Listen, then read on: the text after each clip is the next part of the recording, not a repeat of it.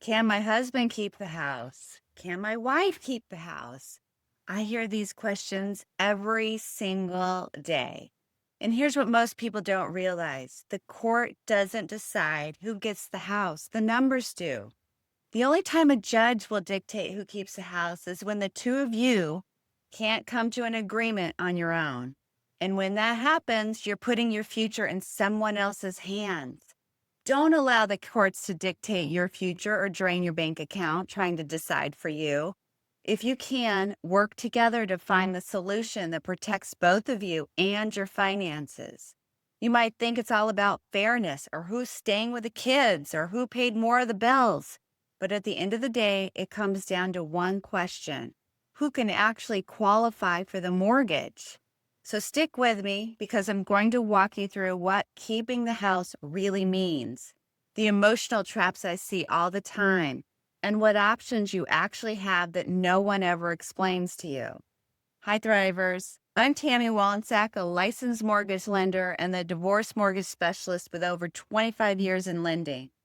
I'm also the founder of Empowered Uncoupling, where I guide people to make smart, peaceful decisions around their marital home so they can move forward with clarity instead of confusion.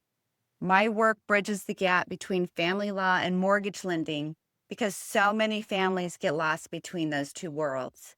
And I'll be honest, this work is personal to me. When I went through my own divorce years ago, I made the mistake of keeping the house that was way too much for me. It looked fine on paper, but it cost me peace, savings, and sleep. That experience completely changed the way I help others. Now, I help people make decisions that fit their new life, not their old one. So, let's start with what keeping the house actually means. It's not about who's living there, it's about who can own it and qualify on their own. It truly comes down to keeping the house. One spouse has to refinance the mortgage or assume the existing loan, remove the other spouse from the debt, and take full title.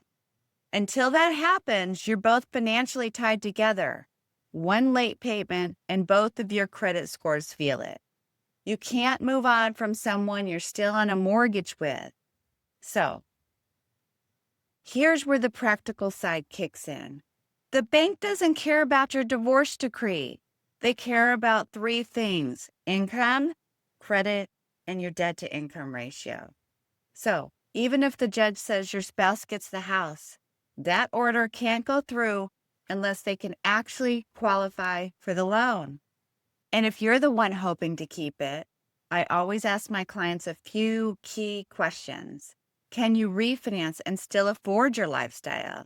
Can you cover property taxes, insurance, and all the upkeep on your own? And what happens when support income changes? Will you still qualify 6 months from now? Sometimes that feels like stability. Keeping the house can quietly become your largest and your biggest financial strain. So let's talk about the emotional side. That house holds memories. I know. Birthday parties, baby steps, first holidays. So, of course, it's hard to imagine letting go.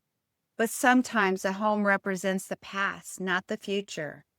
I see so many people, especially moms, take on a house they can't comfortably afford because they believe it's what's best for their kids. But what children need most is consistency and calm, not square footage. So, keeping the house doesn't guarantee security. Understanding your numbers does. Let's flip it. What if your spouse is the one that wants to keep the house? That can stir up a lot of feelings, especially if it feels like they're keeping something valuable while you're walking away. But here's what's important to know. If your spouse is awarded the home, they'll likely need to refinance the loan to remove your name and take full responsibility. Most settlement agreements spell out that it has to be done in like a 60 to 180 day mark to make it happen.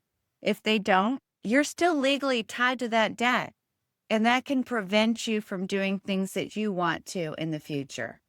So make sure your divorce agreement includes a clear refinance deadline and specifies what happens if it's missed. Trust, but verify everything in writing. Now, there are some really creative solutions that can make this easier for both people. Mortgage assumptions. If your current loan allows it, one spouse can assume the existing mortgage and keep that low interest rate. This can save tens of thousands of dollars. But what are you giving up in order to keep it? That's what you need to be clear about. There's always a give and take when it comes to a divorce negotiation. Equity buyouts. You can use a refinance to access the home's equity and buy out your spouse's share without selling the home. Co-ownership agreements. Sometimes both spouses stay on the title for a period of time, maybe until the kids finish school or the market improves, and then they sell later. The key is exploring your options early before the divorce is finalized so your settlement actually supports your long-term goals. You have more options than your divorce decree will ever tell you, but only if you plan for them now. If this question, can my spouse keep the house, is something you're wrestling with right now, I created a simple, practical guide to help you get clear on next steps. It's called Can I Keep the House? A Practical Guide for Divorcing Moms. It breaks down exactly what you need to know, from understanding your financial options to calculating affordability to the key language to include in your divorce settlement so you don't get stuck later. And for a limited time, it's bundled where I have a private video where I walk you through mortgage assumptions, what they really are, what they mean, and how they can help you keep your current interest rate instead of starting over at today's higher ones. You can grab it at iwantthehouse.com. I'll also drop the link for you right below in the show notes, because this isn't just about a house. It's about stability. It's about peace, and it's about building a future that actually fits your new life. Until next time, friends, I'm Tami Wollensak, licensed mortgage lender and founder of Empowered Uncoupling, reminding you to reset, rebuild, and rise.